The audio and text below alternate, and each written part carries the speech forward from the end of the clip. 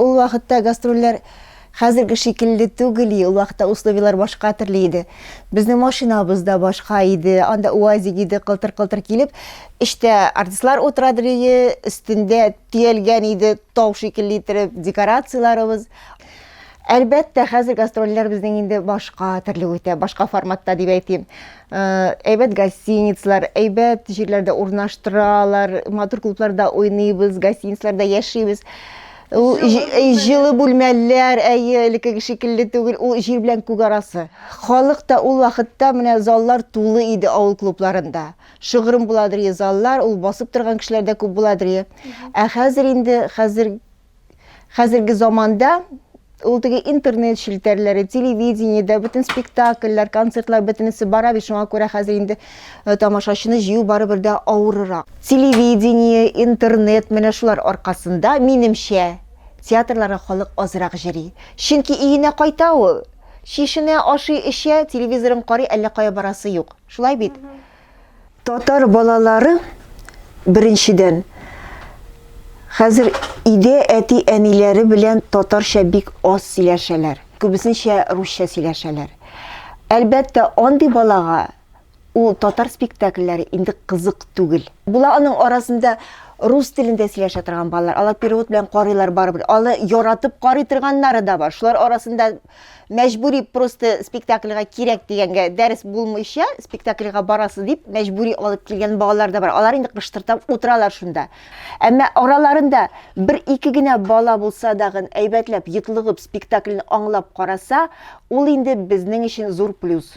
Минемчә бу бер дә дөрес түгел, чөнки без Татарстанда яшибез, без милләтебезне сакларга тиешбез, телебезне дә сакларга тиешбез. Әлбәттә, Татарстан булгачына мөселман балалары да, рус балалары да барыбер бу телне белергә тиеш.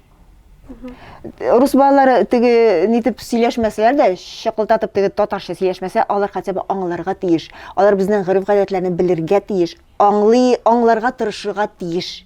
Шуннан да менә ул турыда уйлаган да юк иде. Менә уйласаң, менә нәрсә көтә безне, ул вообще просто башка сыймый. Бик куркыныч. Бик куркыныч. Әйтә алмыйм ул турыда. Һәм минем бер бик шундый нык теләгем бар иде дип әйтәм, чөнки инде хәзер 50 яшьтә ул рольне уйнап булмый инде, әлбәттә. Ул Отеллода Дездемонаны уйнау. Классик әсәрләрне чыгару ул җиңелрәк. Чөнки анда драматург белән бөтенесе дә руслар әйтмешли прописано. Уже образ прописан полностью. Менә хәзерге әсәрләрдә ул бераз сайрак дип әйтимез. Минем фикеремчә, ул әле бик тә слабый. Татар киносы. Татар киносы, әйе. Татар киносы әле минемчә ул үзенең кирәкле дәрәҗәсенә менеп җитә алмаган. Нәрсә комачаулыйсың? Белмим, акча җитмәү сәбәпле микән ул, или опыт җитмәү сәбәпле микән, режиссура ягыннан да, калган яклардан, теге операторский работалардан да, эшләрдән дә микән, белмим анысын. Менә җырчылар алар теге аның бит инде җырлый белгән дә бар хәзер, җырлый белмәгәне дә бар. Җырлый белмәгәне җыйынты компьютерлар белән матур итеп яздыралар дагы, сәхнәгә чыгып, авызларын ачып торалар. Менә алар чыннан да күп зур залларны тутыралар.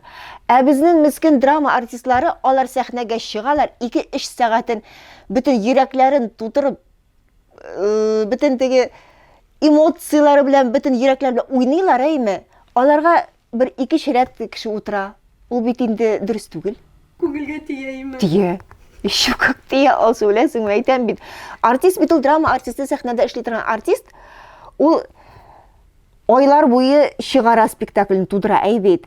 Сүзләрен өйрәнә, һәрбер жестын, һәрбер нин яши ул спектакльдә. Ә менә җырчыларныкы мин белмим, менә аларның эшләре минемчә җиңелрәк.